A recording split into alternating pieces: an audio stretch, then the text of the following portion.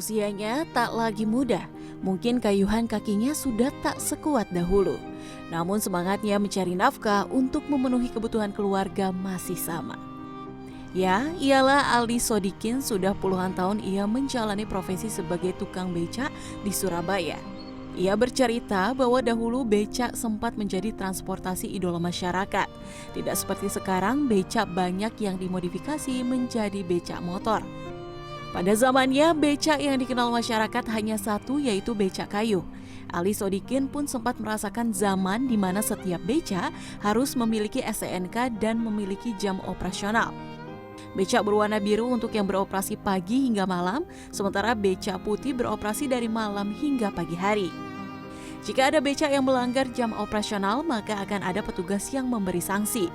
Hingga saat ini, Sodikin masih menyimpan STNK becak miliknya. Becaknya pun masih lengkap berplat nomor. Kisah yang Aldi Sodikin ceritakan itu adalah pengalamannya di masa lampau. Saat itu pengguna jasa becak di Surabaya begitu tinggi.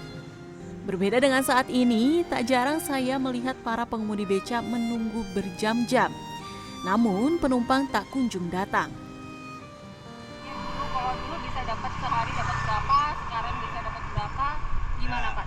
Dulu dapat paling enggak 100 lebih lah, paling rata ya 90, 70. Sekarang 20, 30, paling banyak 40. Alhamdulillah.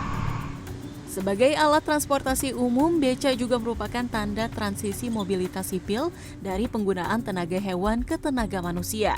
Menurut sejarahnya, becak memang pernah berjaya di kota-kota besar seperti Surabaya sekitar tahun 60-an hingga 90-an.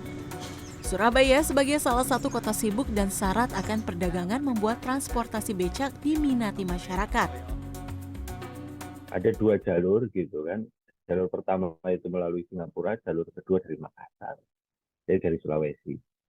Nah, itu deh sampai di Surabaya, terutama popularitas becak itu sangat meningkat. Itu setelah krisis tahun 1929. Kala itu jumlah becak tidak terbendung. Keberadaan becak mulai dianggap tidak sesuai lagi dengan gaya hidup dan pola transportasi di kota-kota besar yang akan dikembangkan pemerintah. Maka pemerintah mulai memberikan regulasi ketat terhadap transportasi ini. Becak yang dulunya bebas beroperasi di mana saja, mulai dilarang untuk melintasi jalan-jalan protokol. Ditambah lagi dengan moda-moda transportasi lain semakin banyak bermunculan. Di tengah kondisi yang semakin menghimpit, keberadaan becak pun mulai tersisihkan. Saat ini, masyarakat kebanyakan memanfaatkan transportasi becak untuk jarak dekat saja. Pengiriman masakan kita pakai becak, pakai jasa becak. Iya. Saya kan terus terang aja, kalau misalnya yang lainnya kan becak kan hampir tersaingi, hampir terkikis kalau saat ini ya.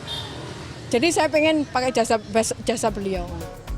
Banyaknya kampung-kampung di Kota Pahlawan membuat eksistensi becak di kota ini masih cukup diakui. Sekalipun jumlahnya sudah tidak sebanyak dulu. Saat ini para tukang becak memilih untuk menunggu penumpang di tempat yang pasti seperti pasar dan gang-gang kecil dengan mobilitas tinggi. Tim Liputan, Surabaya, Jawa Timur.